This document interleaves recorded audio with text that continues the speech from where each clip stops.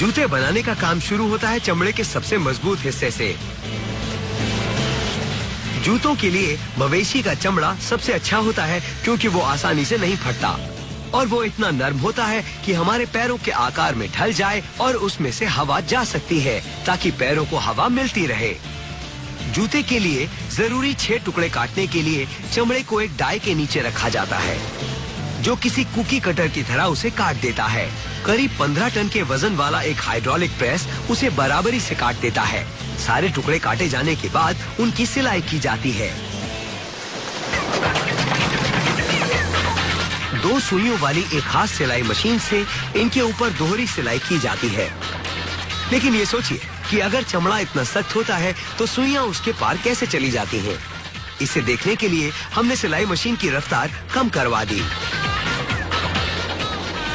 चाकू जैसी नजर आने वाली 2 सुइयां ऊपर से चमड़े में धंस जाती हैं। आप भी स्लो मोशन में देख सकते हैं कि फिर दूसरी सुइयां किस तरह से नीचे से ऊपर आती हैं और जाते वक्त अपने साथ धागा भी चमड़े के पार ले जाती हैं।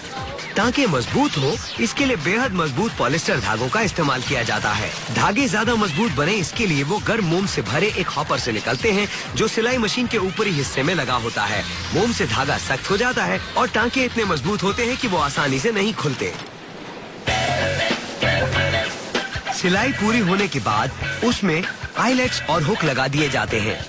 वो टिकाऊ निकल प्लेटेड पीतल से बने होते हैं। इसके बाद अस्थायी तस्मे बांध दिए जाते हैं ताकि जूते का आकार बना रहे और तब इनसोल बनाए जाते हैं। इनसोल से पैरों को आराम मिले इसके लिए फोम के कई टुकड़ों को काटकर एक साथ जोड़ा जाता है। फिर उसमें नायलॉन की एक रिब लाइन जोड़ी जाती है ताकि इनसोल को जूते से जोड़ा जा सके।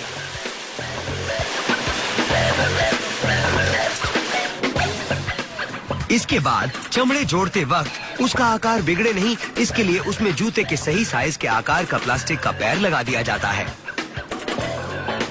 इसके बाद चमड़े को इनसोल से जोड़ा जाता है।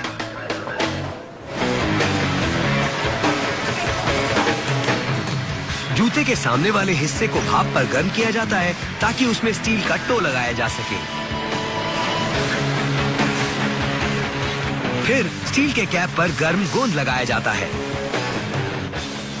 सूखने के बाद भी ये गोंद नरम और लचीला रहता है और कोई ऐसा नुकीला किनारा नहीं रहता जो पैरों में चुभे।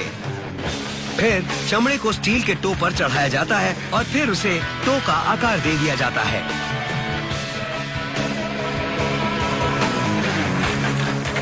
इसके बाद रिब के सहारे इनसोल को चमड़े से जोड़ दिया जाता है। फिर जूते में और स्टील लगाया जाता है। ये स्टील की एक पट्टी होती है जिसके अंदर एक चिपचिपी चीज डाली जाती है ताकि जूता अपना आकार बनाए रखे और उससे पैरों को सहारा भी मिले। वो चिपचिपी चीज गोंद और कॉर्क का मिश्रण होती है। ये देखने में तो पीनट बटर जैसी लगती है लेकिन सूखने के बाद ये हमारे पैरों और फर्श के बीच कुशन का काम करती है।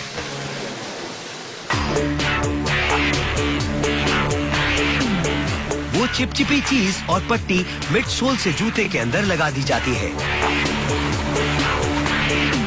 उसके ऊपर यूरेथिन गोंद की एक परत चढ़ाई जाती है और उसे एक हीट प्रेस में जूते के तले पर गर्म किया जाता है।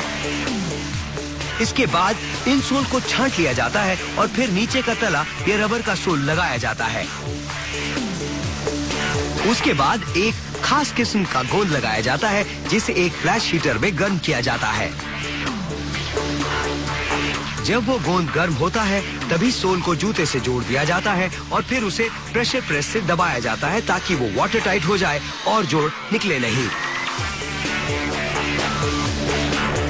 फिर जूते पर पॉलिश की जाती है और प्लास्टिक का नकली पैर निकाल दिया जाता है।